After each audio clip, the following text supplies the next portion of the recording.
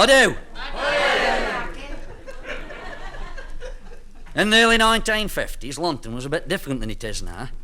It was black for a start. Everything in London was black. Buildings, churches, footpaths. But tell you what, there was a lot more to London in them days. Wedge's Cafe, we used to go with your basin. Remember? Now Cameo Dancehall, we used to go busting lips on a Saturday night. You were there?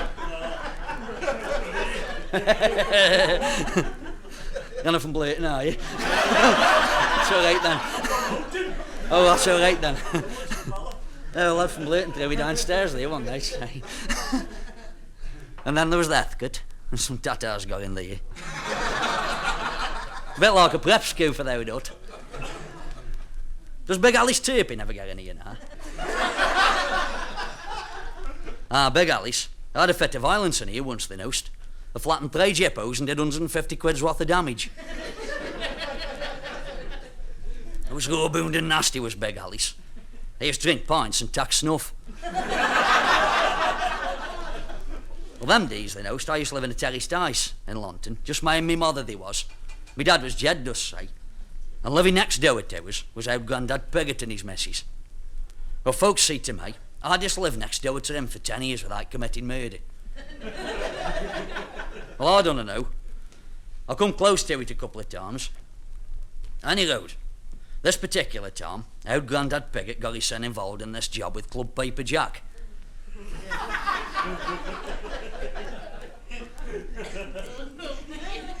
It went along after the great train robbery. And him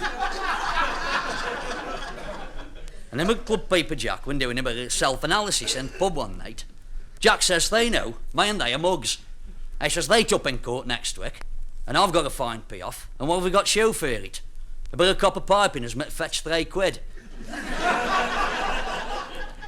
And these here bloody train robbers do one job and then got enough money to last them the rest of their lives.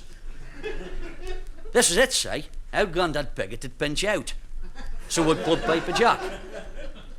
But neither on them were what you'd call public enemy number 1. They were always in trouble, but it was always for petty things, say. I mean, Club Paper Jack could do out for money by work.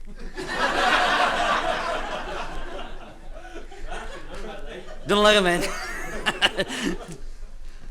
There was a little thick-set bloke, as you say, walking around London with 2 whippets. And he used to wear a filthy red tam with badges all around it. And he got a patch over one eye. And he could strip lead eye to derelict eyes. He's faster than Potter's demolition on Time and Eighth. I got 9 kids, 3 ferrets, 2 whippets, an Osation bitch, a loft full of pigeons, and last job I had was milk monitor.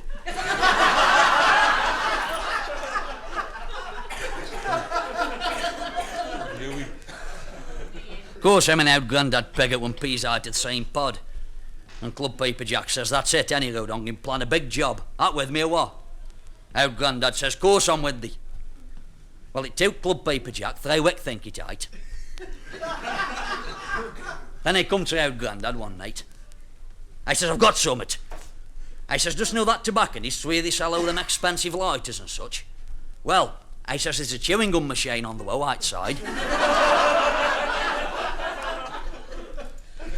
I says, and I've seen stacks of kids fading money into it. I says, the only thin metal he knows. I says, oh, this got to do is jemmy one little lock, and all the front comes off. Couldn't be easier. Well, they planned it all right.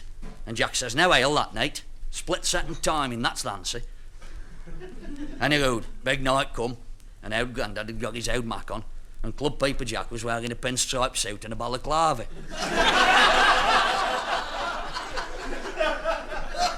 I looked a bit like Al Capone.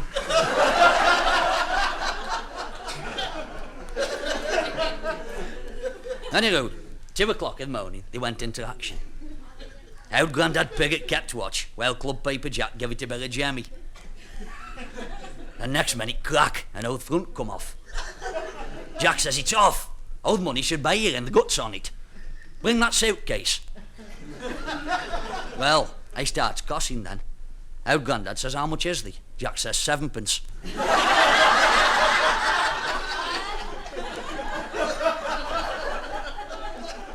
Well, they looked at one another. Jack says, that's so on it. They had another stiver in that machine.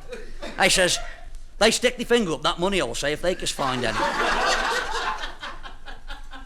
So Owd Grandad starts ferreting around. They and the bloody chewing gum machine. Big job, he says. I bet there's never more than 6 bob in it when it's full. Well, all of a sudden, hell broke loose. There was a bloody great klaxon kicked in, right over top on him, and it did just shatter the still night air, I tell thee. Well, Club Paper Jack nearly whittled him, son. And Owd Grandad Piggott nearly broke his finger trying to get it out of this penny hole. Well, where these bobbies come from, neither on 'em knew. But next minute, there was 5 after Club Paper Jack, 4 after Owd Grandad, and 2 police cars blocked straight. Owd Grandad Piggott tried to get a manhole cover up break, couldn't he? That's right, huh? The next second they'd got him. Well, Club Paper Jack had a real rough time. 2 bobbies fanged out on him, gelled his head on a gas lamp, then fell on him. Half an hour later, both on him went in charge of him at London police station. Jack says, I can't understand it. I says, it's a bloody sensitive burglar alarm, it must be. Owd Grandad says, you give it too much, Jamie, that's what you did. So anyway, they were in charge, kept in overnight, then in morning they let him go. Oh, for bloody 7pence. 7pence, that's another fine coming up. Well, I got a bad taste in his mouth, Owd Grandad had. But it wasn't as bad as taste I had when it read paper that night. Turned out as it one of them as had set burglar alarm off. Well, them 2 had been breaking into the tobacconist's chewing gum machine. Somebody else had been breaking into his warehouse. And they got away with 2,500 quid's worth of cigarettes and cigars. Scot-free. That's how it goes, isn't it?